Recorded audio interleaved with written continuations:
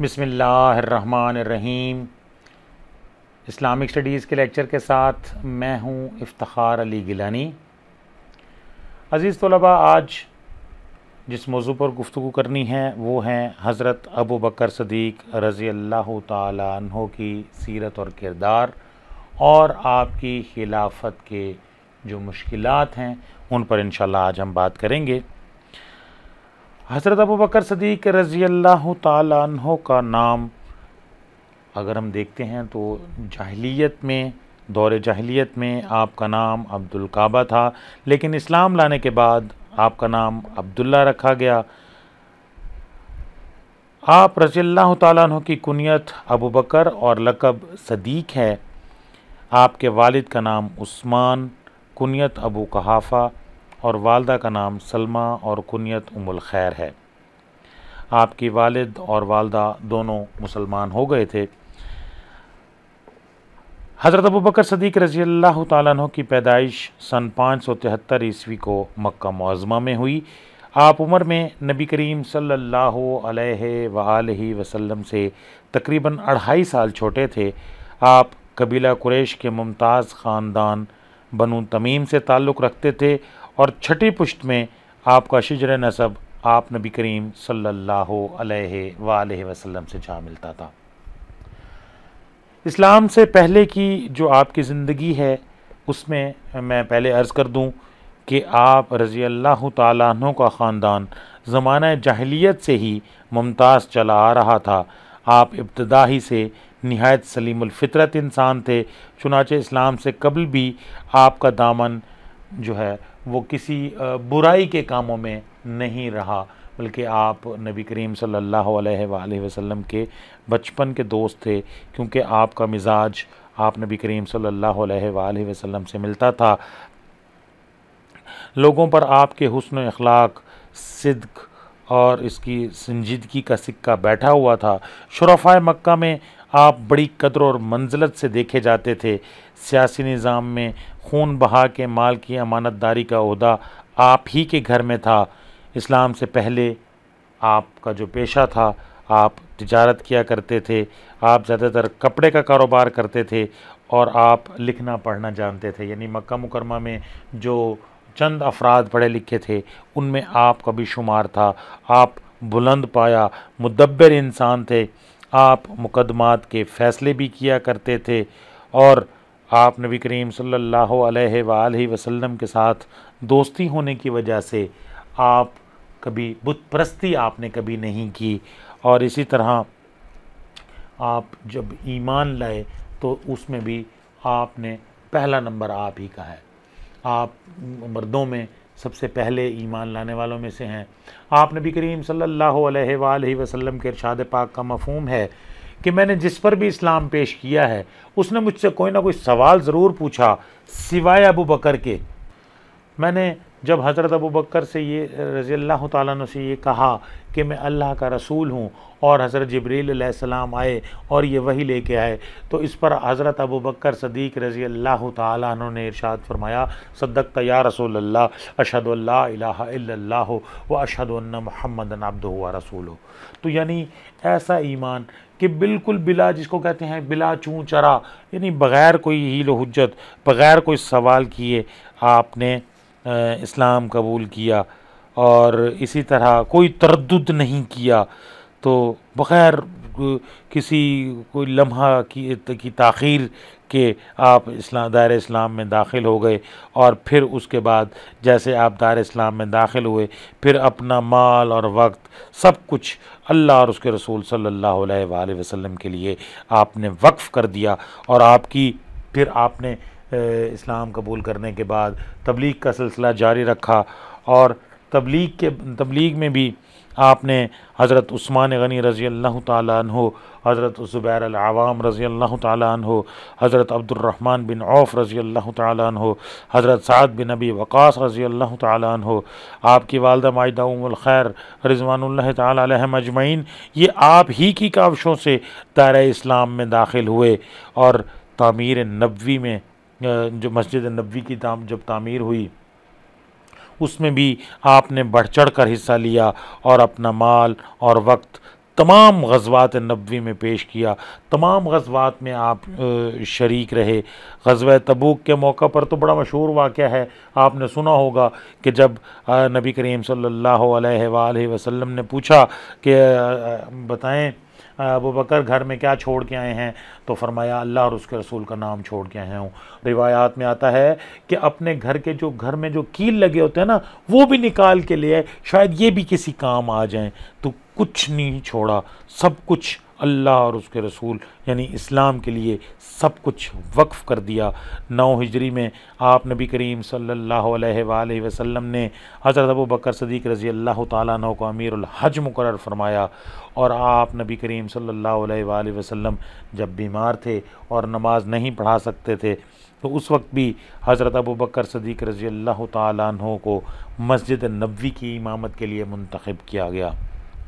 حضرت ابو بکر صدیق رضی اللہ تعالیٰ عنہ کو نبی کریم صلی اللہ علیہ وآلہ وسلم سے رشتہ داری کا شرف بھی حاصل ہے، اور یہ بڑا اعزاز ہے کہ آپ نبی کریم صلی اللہ علیہ وآلہ وسلم کہ حضرت عائشہ صدیقہ رضی اللہ تعالیٰ عنہا حضرت ابو بکر صدیق رضی اللہ تعالیٰ عنہ کی بیٹی ہیں، تو یہ بھی بڑے شرف کی بات ہے کہ تمام صحابہ میں پھر آپ کو قدر و منزلت کی نگاہ سے دیکھا جاتا ہے۔ یہی وجہ ہے کہ آپ کو پہلا خلیفہ مقرر کیا گیا، اور آپ دیکھیں کہ اس کی بے شمار وجوہات ہیں۔ دیکھیں جب یہ خلافت کی جب ہم بات کریں گے، ہم ابھی آگے چل کے آئے گی بات، تو سب مسلمانوں میں سب سے اہم چیز کیا ہے؟ نماز ہے۔ تو نماز کے لیے آپ نے حضرت ابو بکر صدیق رضی اللہ تعالیٰ عنہ کو مقرر فرمایا۔ تو اسی طرح نبی کریم صلی اللہ علیہ وآلہ وسلم کی طرح حضرت ابو بکر صدیق رضی اللہ تعالیٰ عنہ بھی بڑے دل والے تھے، آپ کی بھی بڑی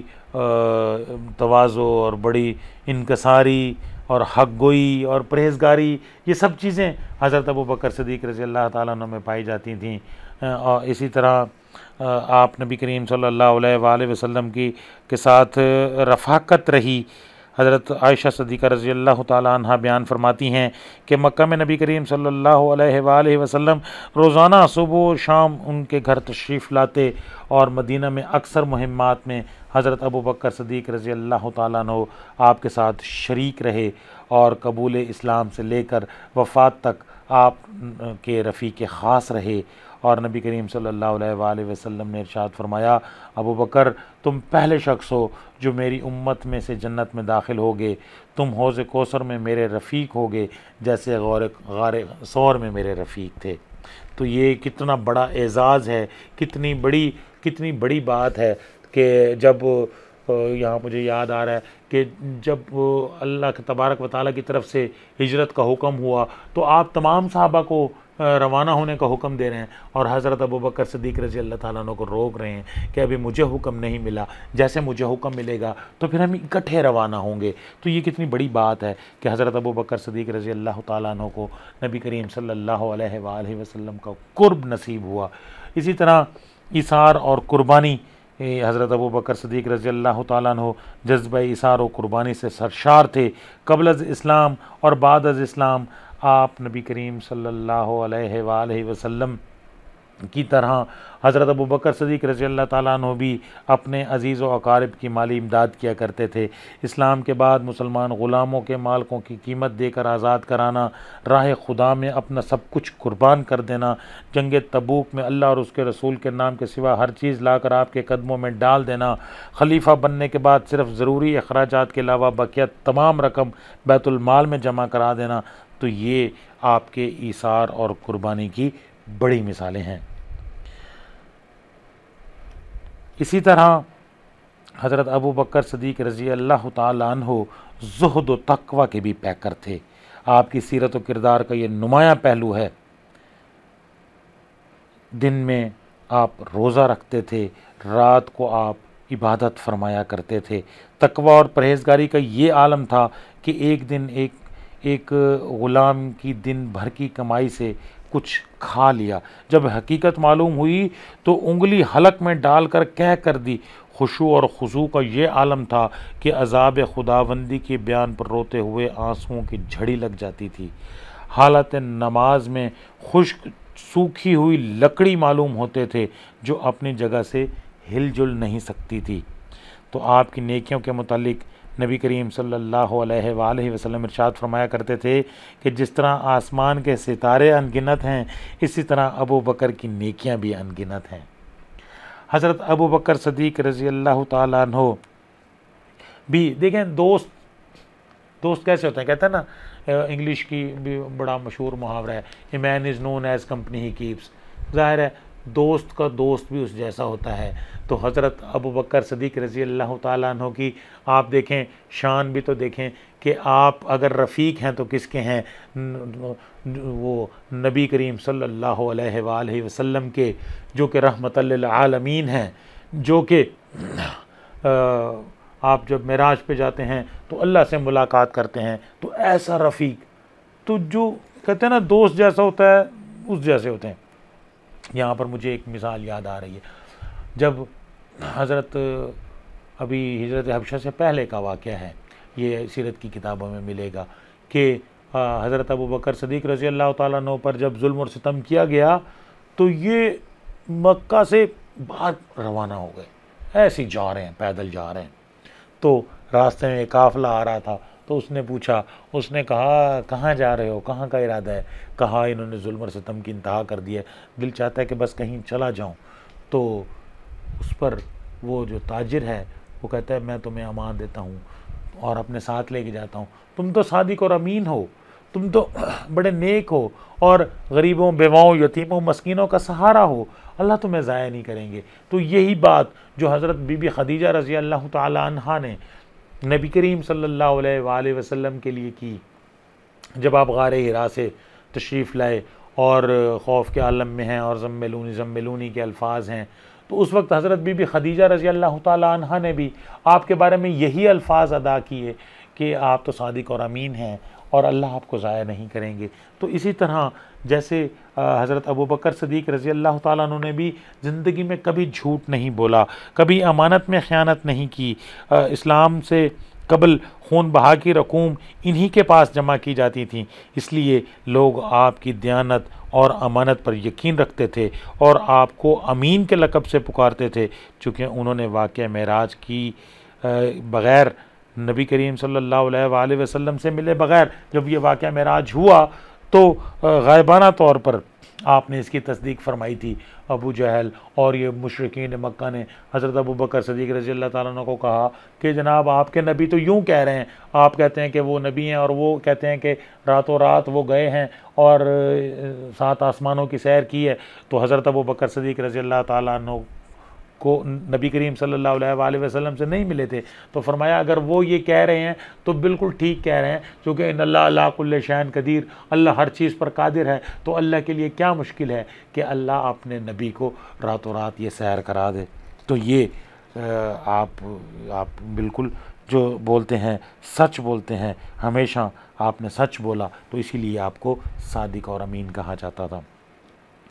خوف خدا، آپ خوف خدا کی مکمل تصویر تھے۔ محشر اور آخرت کے دن اللہ کے سامنے پیش ہونے کا منظر اپنی آنکھوں کے سامنے رکھتے تھے، اس لیے دنیا کا ذرہ ذرہ ان کے لیے درس عبرت تھا۔ پرندوں کو چہچہاتے سنتے تو کہتے کہ کاش میں پرندہ ہوتا اور آخرت میں عذاب خداوندی سے بچ جاتا۔ اسی طرح سرسبز درخت کو دیکھ کر کہتے کاش کہ میں درخت ہوتا، محشر میں مجھے اللہ کے سامنے جواب دہی کے لیے پیش نہ ہونا پڑتا۔ تو اسی طرح خدمت خلق بھی آپ بہت کرتے تھے، قبل اسلام اور اسلام کے بعد بھی غریبوں، ضرورت مندوں، یتیموں اور بیوگان کے بہت کام آتے تھے۔ اسلام لانے کے بعد آپ کی اس عادت میں اضافہ ہو گیا اور کسی کے کام آنا اور کسی کی خدمت گزاری کا ثواب حاصل کرنا سعادت سمجھتے تھے، اس لیے خدمت خلق میں بڑھ چڑھ کر حصہ لیتے تھے۔ خلیفہ بننے سے قبل آپ ایک عورت کی جو بکری تھی اس کا دودھ دونے کے لیے جایا کرتے تھے۔ آپ کے خلیفہ بننے پر عورت کو فکر لاحق ہوئی کہ اب میری بکری کو کون دعا کرے گا۔ آپ کو خبر ہوئی تو فرمایا بخدا آپ کی بکری میں ہی دو دیا کروں گا۔ کار خلافت مجھے اس خدمت سے نہیں روک سکے گا، تو آپ حضرت ابو بکر صدیق رضی اللہ تعالیٰ عنہ ایک خدمت خلق کا بھی پیکر تھے۔ اسی طرح شجاعت اور بہادری، حضرت ابو بکر صدیق رضی اللہ تعالیٰ عنہ شجاعت اور بہادری کے پیکر تھے۔ آپ بزدلی اور گھبراہٹ تو کبھی آپ کے قریب ہی نہیں آئی۔ ہر خطرہ اور مشکل وقت میں آپ نبی کریم صلی اللہ علیہ وآلہ وسلم کے قریب رہے، آپ کی رفاقت کو کبھی نہیں چھوڑا۔ ہجرت کے وقت بھی آپ نبی کریم صلی اللہ علیہ وآلہ وسلم کے محافظ اور نگران تھے۔ غزوہ احد میں جب آپ کو میں نے یہ سیرت کے بارے میں بتایا تھا، تو اس وقت جب مشرکین مکہ نے حملہ کیا تو اس وقت بھی آپ نبی کریم صلی اللہ علیہ وآلہ وسلم کی حفاظت پر مامور رہے۔ اس طرح غزوہ حنین کے موقع پر بھی جب اچانک تیر اندازی ہوئی تو اس وقت بھی حضرت ابو بکر صدیق رضی اللہ تعالیٰ عنہ آپ کے ساتھ رہے اور ثابت قدم رہے، اور خلیفہ بننے کے بعد بھی جو مشکلات آئے ان کو بھی کیسے اوورکم کیا وہ بھی میں آپ کو بتاتا ہوں۔ حضرت ابو بکر صدیق رضی اللہ تعالیٰ عنہ جب خلیفہ بنے تو آپ کے خلیفہ بننے کے بعد بے شمار مسائل کا سامنا تھا۔ سب سے پہلا مسئلہ تو مسئلہ جانشینی تھا کہ جانشین کون بنے، تو اس کے لیے پھر صحابہ کرام رضوان اللہ تعالیٰ علیہم اجمعین اکٹھے ہوئے، اور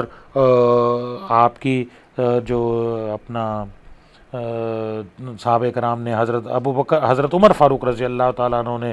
حضرت ابو بکر صدیق رضی اللہ تعالیٰ عنہ کو نامینیٹ کیا، اور پھر اس وقت صحابہ اکٹھے ہوئے اور تمام لوگوں نے مل کر تمام صحابہ ایک متفق ہوئے حضرت ابو بکر صدیق رضی اللہ تعالیٰ عنہ کی خلافت پر، اور پھر تمام صحابہ کرام رضوان اللہ تعالیٰ علیہم اجمعین نے آپ کے ہاتھ پر بیعت کی۔ تو فتنہ ارتداد، اب لوگ جو ہیں وہ دائرہ اسلام سے پھر گئے، خارج ہو گئے اور اپنے کلمے سے پھر گئے، اور تو یہ دو نہیں بے شمار افراد تھے، تو ان کے خلاف بھی حضرت ابو بکر صدیق رضی اللہ تعالیٰ عنہ نے جہاد کیا۔ اسی طرح جھوٹے مدعیان نبوت آ گئے، روایات میں آتا ہے تقریباً 10 افراد نے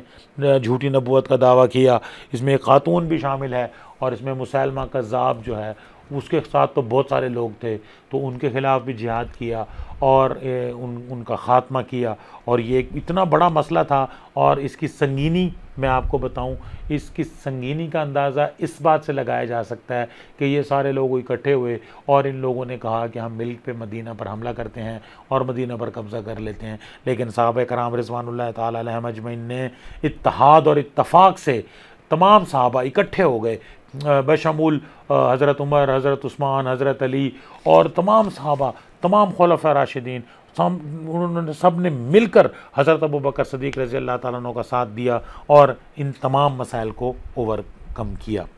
تارکین صلاۃ اور منکرین زکوٰۃ کے خلاف بھی آپ نے جہاد کیا، یعنی جو لوگ کہتے تھے کہ حضرت ابو بکر صدیق رضی اللہ تعالیٰ عنہ نے فرمایا کہ دور رسالت میں جو اگر اونٹ کے ساتھ ایک رسی بھی زکوٰۃ میں دیتے تھے تو میں ان سے وہ بھی وصول کروں گا، اور اسی طرح حضرت ابو بکر صدیق رضی اللہ تعالیٰ عنہ نے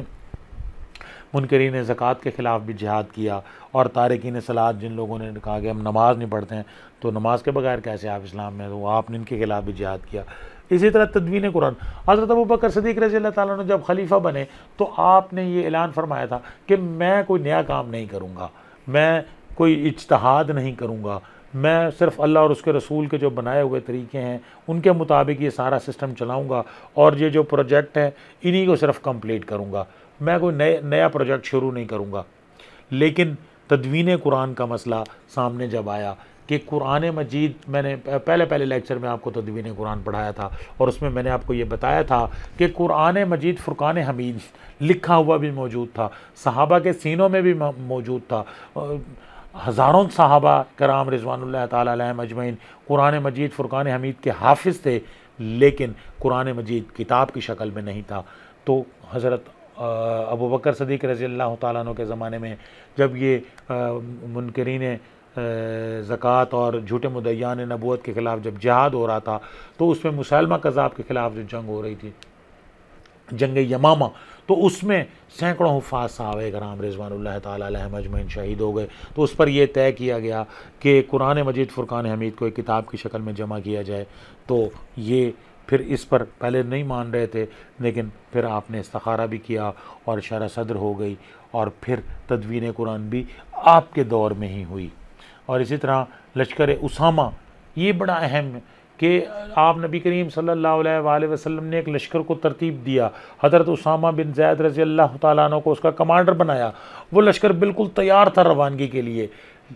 تو اس کے بعد آپ کا وصال ہو گیا۔ اب حضرت ابو بکر صدیق رضی اللہ تعالیٰ عنہ کا اپنا نام اس لشکر میں، پہلے کیا ہوتا تھا، کوئی فوجی تو نہیں ہوتے تھے نا پراپر، تو یہ صحابہ اپنا نام لکھواتے تھے کہ میں جانے کے لیے تیار ہوں، میں بھی ولنگ ہوں، میں بھی ولنگ ہوں۔ تو اس کے لیے حضرت ابو بکر صدیق رضی اللہ تعالیٰ عنہ نے بھی اپنا نام اس میں لکھوایا ہوا تھا، حضرت عمر نے بھی اپنا نام اس میں لکھوایا ہوا تھا، اور وہ جانے کے لیے تیار ہوئے، کہا کہ میں نے اپنا نام لکھوایا ہوا ہے، میں بھی جاؤں گا۔ لیکن اب پھر تمام صحابہ نے کہا کہ آپ چونکہ اب خلیفہ ہیں، ادھر حالات خراب ہیں مدینہ میں، تو آپ مہربانی کریں آپ بھی رکیں، اور حضرت عمر فاروق رضی اللہ تعالیٰ عنہ کو بھی روکا گیا کہ آپ بھی رک جائیں، آپ ذرا مدینہ کے حالات کو کنٹرول کریں۔ تو یہ آپ نے حضرت اسامہ رضی اللہ تعالیٰ عنہ کو، چونکہ ایک نوجوان تھے اور ان کی کمان میں جید صحابہ کرام موجود تھے، لیکن چونکہ اللہ کے نبی نے ان کو کمانڈر بنایا تھا، تو ابو بکر کی کیا مجال ہے، اللہ کے نبی نے اپنے ہاتھ سے یہ لشکر ترتیب دیا ہے، ابو بکر کی کیا مجال ہے کہ وہ اس لشکر میں کوئی ترمیم و تبدیلی کرے۔ آپ نے وہ لشکر روانہ کیا، میں کون ہوتا ہوں اس کو روکنے والا، حالات کیسے ہی کیوں نہ ہوں، آپ نے اس لشکر کو روانہ کیا، اور وہ لشکر بھی فتح کر کے واپس آیا۔ تو حضرت ابو بکر صدیق رضی اللہ تعالیٰ عنہ کا جو دور خلافت ہے، اس میں جو مشکلات ہیں، آپ حضرت ابو بکر صدیق رضی اللہ تعالیٰ عنہ نے یہ جو اندرونی اور بیرونی جتنی بھی پرابلمز تھیں، ان ساری پرابلمز کو آپ نے اوور کم کیا، اور تمام مسائل کو آپ نے بڑے اچھے اور بڑے آسان انداز میں آپ نے ان تمام مسائل پر قابو پایا۔ انشاءاللہ اگلے لیکچر میں حضرت عمر فاروق رضی اللہ تعالیٰ عنہ کی سیرت اور کردار، اور آپ کے دور میں جو ریفارمز ہوئی ہیں، انشاءاللہ ان پر بات کروں گا۔ اس وقت تک کے لیے افتخار علی گیلانی کو اجازت دیجیے، اللہ حافظ۔